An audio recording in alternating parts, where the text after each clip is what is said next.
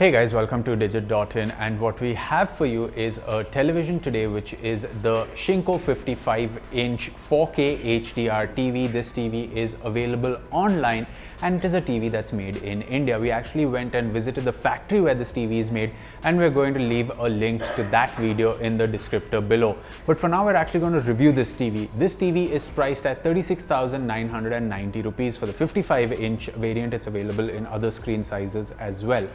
However, if you look at the market for 55-inch 4K HDR TVs in the budget segment, be it for the price tag between 35 and let's say 42,000 rupees, there are many to choose from. You have brands like Xiaomi, TCL, iFalcon, and many more bringing in their products. So how does this one stand out? Well, let's kick things off with the build and design.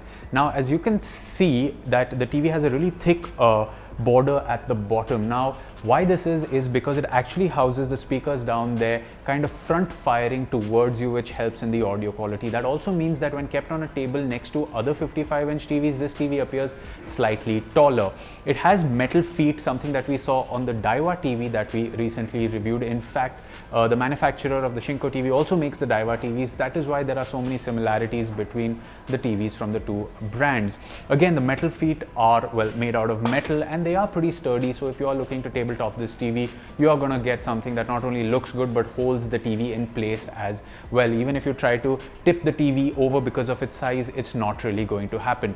The rest of the shell is plastic, something we've come to see from a lot of brands at this price point, and it isn't the slimmest TV out there, which is okay because you are going to want a better panel quality than a better build if you are compromising on some things at this price point. When it comes to the connectivity options, we are pretty happy with what's available. You have 3 HDMI ports, 2 USB ports, and a host of traditional connectivity options, including Ethernet as well. So when it comes to the build and design and connectivity options, you get what you pay for, pretty standard with what's available in the market at this price point. However, remember one thing: to use the remote controls features such as the keyboard and the mouse, there is a USB dongle that comes with it, and if you want the USB dongle to be fitted in, you are compromising on one USB port at the back.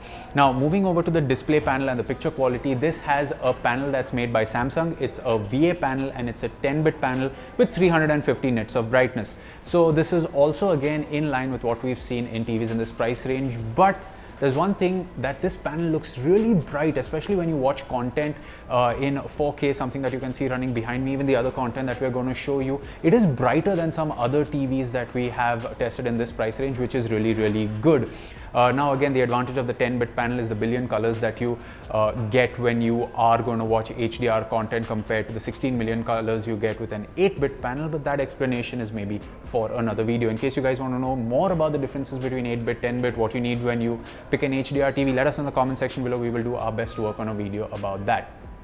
Now, we played our standard slew of 4K HDR content from our Xbox One X, of course, because we can get access to HDR content in Netflix. On that, we have shows like Daredevil and Star Trek, which are available in HDR, and they actually look good. I mean, there are some sequences in these shows which are in the dark, and if your living room is relatively well covered, there is a natural light and of course a light inside, you will still be able to make out what's happening in these sequences, which is what's important when you are watching HDR content, which is shot in relatively dark sequences.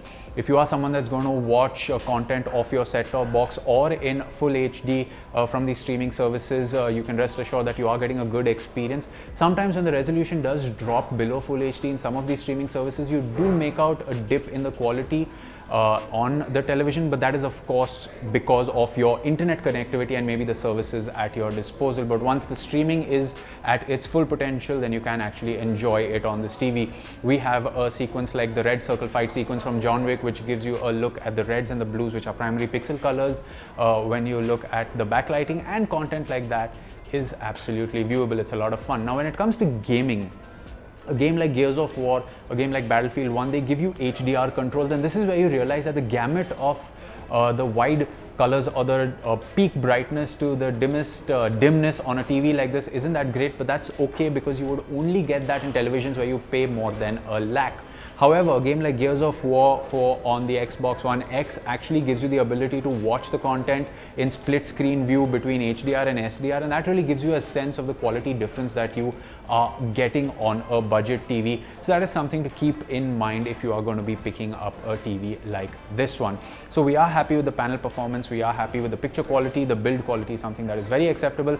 The audio quality is slightly better than other televisions with similar spec speakers that we have seen, and that is primarily because it is front firing towards you, so dialogues are a little more clearer.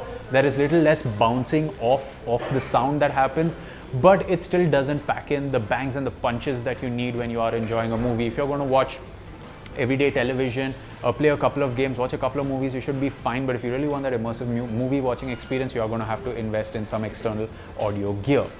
Now, coming to the weakest point of this TV is its user interface. It has the exact same UI we saw on the Daiwa TV, and it comes with the exact same flaws. It's running on Android 7, but that is a mobile version. So we have AOSP, Android open source platform, running on this TV, which means even though you do get access to apps like Netflix and Prime Videos, what you are getting is a mobile experience on those services, which isn't really that great. I highly recommend investing in a 4K streaming device like a Fire TV Stick, or if you have a higher budget, then maybe a gaming console or any other 4K streaming box available out there to make the most of what you can do with the panel on this TV.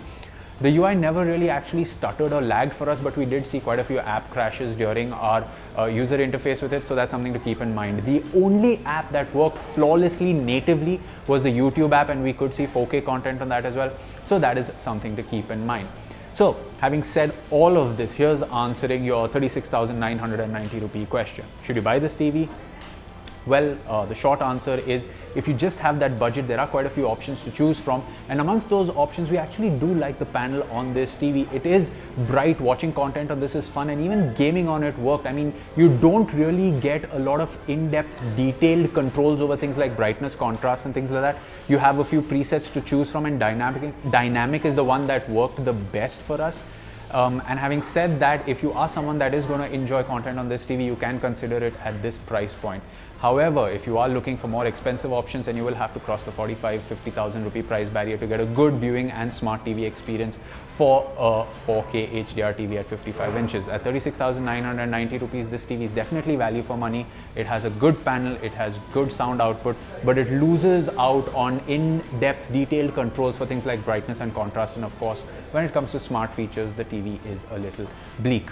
So there you have it, guys. That was our review of the Shinco 55-inch 4K HDR TV. As always, you can let us know what you thought of this review in the comment section below. And for more videos like this one, you can subscribe to our channel. We will catch you in another video. It's goodbye for now.